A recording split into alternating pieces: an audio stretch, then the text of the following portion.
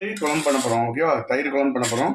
ஒரு பாக்கெட் தயிர் வாங்கி அதை இதில் ஊற்றி பாருங்க, ஊற்றி நல்லா கலக்கி எடுத்து கொஞ்சம் போட்டு நல்லா கலக்கி வச்சுக்கிட்டோம். ஓகேவா?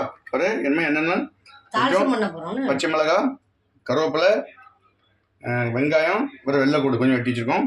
ஒரு தாளிசம் பண்ண போகிறோம். எண்ணெய் ஊற்றிக்கிட்டோம். ஓகே, வெங்காயத்தை போட்டுட்டோம், கருவேப்பிலை போட்டுக்கிட்டோம், ஒரு பச்சை மிளகாய், வெள்ளைக்கூடுங்க, பச்சை மிளகாய் போட்டு நல்லா தாளிசம் பண்ணிக்கிட்டோம். நல்லா தாளிசம் பண்ணிக்கிடுவோம். ஓகேவா? நல்லா கடுகு நல்லா பொடிட்டு நல்லா தாளிசம் ஆன பிறகு அப்படியே இதில் முறை கொண்டு இது பண்ணிக்கிறோம் தான். ஓகே, கொஞ்சம் மஞ்சள் தூள் போடணும், வத்தல் தூளும் போட போகிறோம். 2 மஞ்சள் பொடி போட்டு விடுங்க கொஞ்சம். ஓகே, கொஞ்சம் மஞ்சள் பொடி கொஞ்சம் போடுங்க.